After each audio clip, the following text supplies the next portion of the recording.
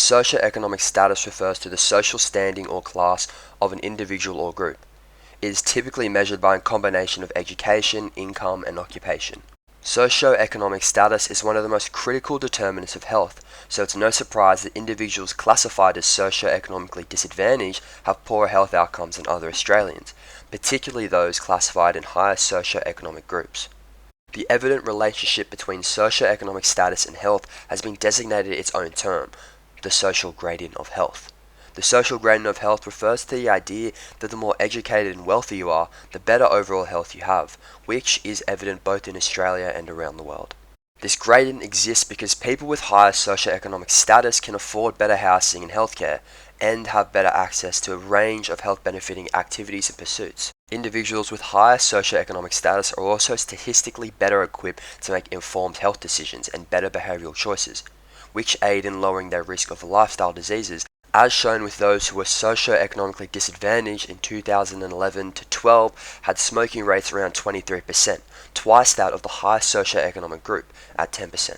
Furthermore, socioeconomically disadvantaged people are less likely to be physically active, with the ABS stating that in 2007 to 2008, 66% did not undertake recommended physical activity levels, compared with 48% of high socioeconomic people. Alcohol consumption was also more prevalent in socioeconomically disadvantaged individuals, with 22% placing themselves at risk of lifetime harm compared to 17% in higher socioeconomic groups. Other health measures and risk factors with known social gradients include life expectancy, self-assessed health status, obesity, cancer survival, oral health, and end-stage kidney disease. The nature and extent of the inequities in health covers several chronic and lifestyle diseases and includes significant gaps in health outcomes. Chronic disease is one of Australia's greatest health concerns going forward, and socioeconomically disadvantaged people have poorer overall results in this area when compared to other Australians. Socioeconomically underprivileged people have 40% higher death rates from coronary heart disease with a slower decline rate than the higher socioeconomic areas, 6 times the incidence of lung cancer and worse survival rates, third more increased rate of overweight and obese women, and 2/3 are higher amongst children. Higher mortality rates from all cancers combined and poorer 5-year survival rates, lower life expectancy, self-assessed health status, oral health and kidney disease, higher burden of stroke, double the rates of chronic obstructive pulmonary disease and 33% more asthma, and are more likely to contract diabetes. The socio-cultural factors that determine the health of socio-economically disadvantaged people include family, peers, religion, culture, and media influences. People who reside in low-income areas are more prone to engage in risky health behaviors or combinations of behaviors that result in worse chronic illness outcomes. People in the lower socioeconomic areas were 2.3 times more likely than those in the higher socioeconomic areas to smoke in 2011 to 2012. As a result, children raised in these households are more likely to be exposed to secondhand smoke and begin smoking. Socioeconomically disadvantaged people were 1.7 times as likely to report having 4 more risk factors.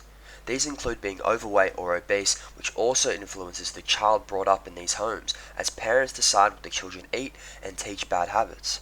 Other risky behaviors in socioeconomically disadvantaged households include high drinking rates at levels that could cause lifetime harm and lower rates of physical activity.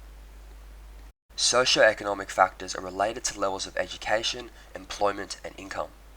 Socioeconomically disadvantaged people, by definition, have lower levels of education and lower rates of pay, reducing the options for healthcare and healthy behaviors.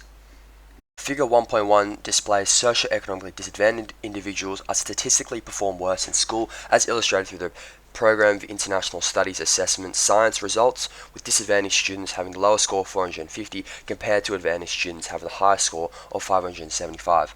People with lower levels of education are less informed about the choices they have and the services available to them. Poor education affects health, as healthy choices are improved if the option is an informed decision. This can also be referred to as having a lower level of health literacy. Due to their lower levels of education, they also have less choice in the type of employment. They have higher rates of hazardous work types, such as transport, with the transport industry reporting the highest number of deaths in all Australian sectors in 2012, with 69%. Higher unemployment rates also affect mental health, as a sense of purpose and achievement is often connected with employment and providing for yourself and your family, with 5% of all unemployed individuals suffering from mental health issues such as depression. The environmental determinants refer to the location and condition of living. Socioeconomically disadvantaged people have higher rates of homelessness, with 116,000 Australians classified as homeless in 2016. A lack of shelter, living on the streets, or in someone else's house affects physical and mental health, and also brings up a social stigma that will affect one's social health. Homelessness also limits individuals' access to beneficial services such as Centrelink, as they require a living address. There are also higher rates of socio-economically disadvantaged people in rural and remote areas than urban areas, meaning this population group has decreased access to health services. Due to residing in rural areas, they have to travel greater distances to access medical care and other health-related services. The roles of individuals, communities, and governments in addressing the health inequities. Individuals can begin to address these inequities by focusing on beneficial decision-making and further taking responsibility for their personal health and the health of those around them. Actions such as remaining in school or seeking to attend university improve one's socio-economic status by furthering their education, enabling individuals to make informed choices about their health and healthcare usages. Individuals can also facilitate the promotion of health through socio-cultural factors such as their family and friends by encouraging good health choices, including preventing/reducing smoking habits and/or reducing alcohol intake. These decisions reduce the risk factors attributed by socioeconomic status to health and will aid in addressing the health inequity. Communities are able to address the health inequities through the provision of relevant healthcare and support services. Current programs such as the Police Community Youth Club provide physical activity programs and welfare support for youth. Another example is Youth Off the Streets, which is a charity fund which aims to improve health outcomes for socioeconomically disadvantaged people, with their main goals revolving around creating safety, supporting growth, and opening up options for the socioeconomically disadvantaged youth.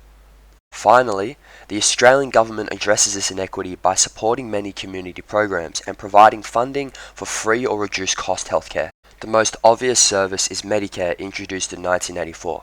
Medicare provides free or subsidized treatment from a range of health professionals, including doctors, optometrists, physiotherapists, exercise psychologists, and medical specialists.